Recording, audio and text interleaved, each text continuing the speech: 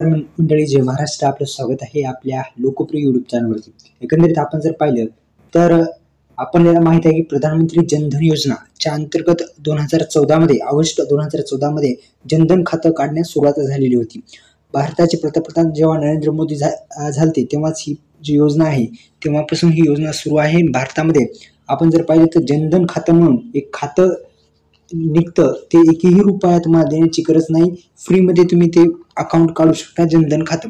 तर यासाठी पात्रता काय असते पहा. तुम्ही फक्त भारताचे नागरिक असले पाहिजे. दुसरं म्हणजे तुमचे वय 10 वर्ष किंवा त्याहून अधिक असावे.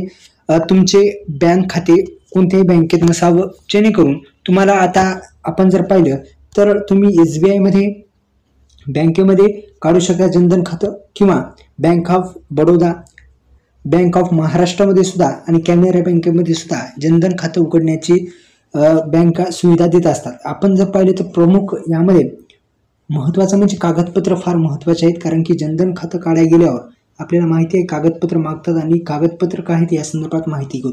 तर 0 रुपयामध्ये एकही रुपया इन्व्हेस्टमेंट नाही, तुम्ही खातं काढू शकता. आपण जो SBIचा पॉईंट बनता तिथे सुद्धा तुम्ही काढू शकता, आणि कुठूनही तुम्ही जे SBIचा पॉईंट आहे तिथे काढू शकता. बँकेमध्ये पण विचारणा करून काढू शकता. दुसरं म्हणजे आपल्याला यासाठी पॅन कार्ड लागतं, आधार कार्ड महत्त्वाचा ओळखीचा पुरावा, आणि पॅन कार्ड, आधार कार्ड. दुसरं म्हणजे आपल्याला लागणार आहे ते म्हणजे आपल्याला आधार कार्ड, पॅन कार्ड 2 डॉक्युमेंट महत्त्वाचे आहेत. हे 2 डॉक्युमेंट तुम्हाला खाते काढता वेळेस, आणि एक फोटो सुद्धा लागणार आहे.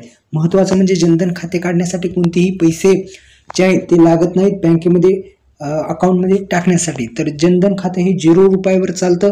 तर काढण्यासाठी अधिकृत वेबसाईटला आणि बँकेमध्ये संपर्क करू शकता, किंवा बँकेचं जे आपण पॉईंट बनतो तिथे जाऊन भेट देऊ शकता. धन्यवाद.